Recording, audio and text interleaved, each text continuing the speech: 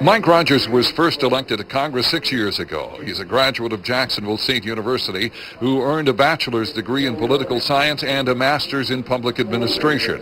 Later, he enrolled in the Birmingham School of Law, attending classes at night while he worked. After graduating and passing the Alabama bar, Rogers practiced law in Anniston. His political career began when he was elected to the Calhoun County Commission. 14 years later, at age 44, Rogers set his sights on Congress, running as a Republican in District 3, the seat formerly held by now Governor Bob Riley. Rogers defeated Democrat Joe Turnham in the general election. During his third term, Rogers was the ranking member of the House Homeland Security Oversight Subcommittee. He's also a member of the Armed Services and Agriculture Committees. Rogers says his priorities for the district include strengthening its economy while supporting the military and agricultural interests there. Josh Segall is no stranger to politics. Since the age of 15, he's volunteered for several local campaigns. Now he's running for Congress, and he wants your vote. We've got a great workforce. We need to do more training of our workforce. But my campaign is all about how we can have better jobs in Alabama. He also wants to keep jobs from going overseas. We've lost almost 20,000 jobs in East Alabama over the last 5 years. And people who were making $14, $15 an hour in a textile mill now make minimum wage. They drive 45 minutes to work. They don't have any benefits or pensions. We could do a lot better by those people. A native of Montgomery, Segall practices law in the capital city. He attended the University of Alabama, where he founded an organization called Homegrown Alabama. It encourages people to buy from local farmers. His platform includes better irrigation infrastructure for farmers. If we had basic irrigation infrastructure, which my opponent has voted against, then we could do about 7 million more acres of row crop farming in Alabama. 3 million acres would be more valuable than the whole of the automobile industry. Recent polls show Segall with great gains. He says it shows the people are listening to the issues and what he plans to do once he's in Washington. In Montgomery, Valerie Lawson, WSFA 12 News. And we have Congressman Mike Rogers and Josh Segall both with us today. Thank you, gentlemen, for being here. Thank you for having us. Sure. As determined by that previous coin flip, Mr. Segall will deliver his opening statement first. You have 30 seconds. I'm Joshua Segall. I'm running to be the congressman for the 3rd District. I'm born and raised here in Montgomery. My family's been in Montgomery and in this district for about 100 years. I'm named after an uncle who died in Vietnam. I'm a lawyer here in Montgomery, and I run an organization called Homegrown Alabama. We try to get universities to buy their food from farmers. We run a farmers market for about half the year, and I used to teach a class on agriculture. I appreciate your having me, and I appreciate the sponsors putting on this debate. Sure. Congressman Rogers. Thank you very much. I want to thank the Montgomery Advertiser and WSFA for sponsoring this and for you for being here.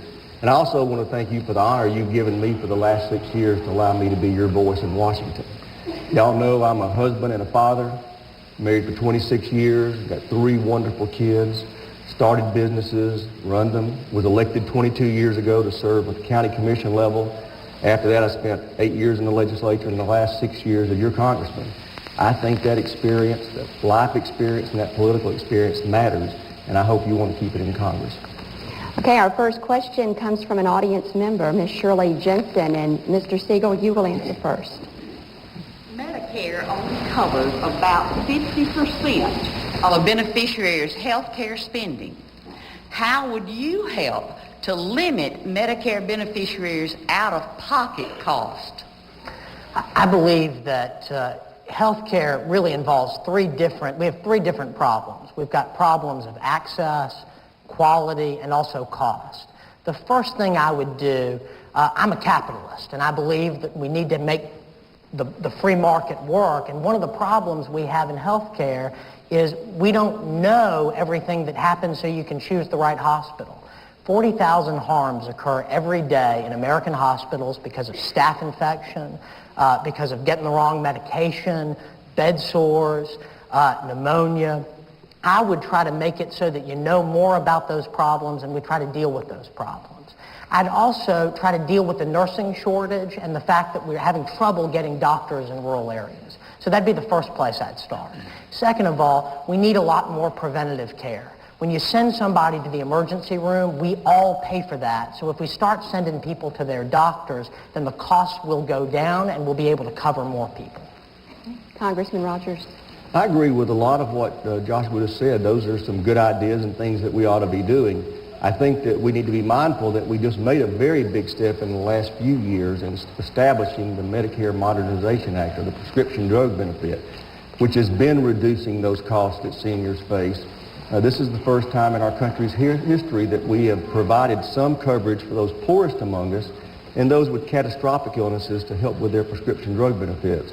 And what we've been finding with that program as time has moved along is those prices through market competition have continued to come down, and we need to keep working to that end. But also he talked about rural access, and I think that's a critical thing for us to remember here in East Alabama. Okay, another audience member is ready with a question. At this time, Congressman Rogers will answer first. Mr. Alan Hackle, go ahead. Good morning. Why should the electorate believe that you, as an individual congressperson, can deliver on the promises you're making? Because I've demonstrated over the last 6 years that I do. I don't make promises I can't keep, and when I do make promises, I follow through. And, you know, rather than just being taught with me, I've got all these years of experience, not just in Congress, but in the state legislature. I was House Minority Leader when I left, and as a local elected official. So it's not just talk with me, I've got a proven track record to point to. I'm running in this race because I think we need two things in a congressman. One is you need somebody who's going to wake up every day thinking about how we can create good jobs. And two, because you need somebody who's going to be independent of their party, independent of their donors, and always put the people of the district first. I don't believe we've had that with Mike. I think that what we need to do is work with both parties. And if you want to have influence in Congress, you got to work with people with the same problems. We've been sending jobs overseas all over this country. And the big question, I believe, facing this country is how are we going to replace the jobs that we're losing? Because in East Alabama, we've lost almost 20,000 jobs in the last 5 years. I haven't seen anything from Mike to replace those jobs, to get good-paying jobs with benefits in rural Alabama. And the upshot is, if you live in Alex City, you live in Lynette, and Lafayette, Ashland, or Lineville, you've got to worry about whether or not your kids can move home again, because we're not going to have jobs for them to move home to. Congressman Rogers, a 15-second response. Yeah, I would make the point that we have had some tough economic times. We're facing some tough economic times as a country. Here in East Alabama, we've seen the textile industry move away just like it has across the country.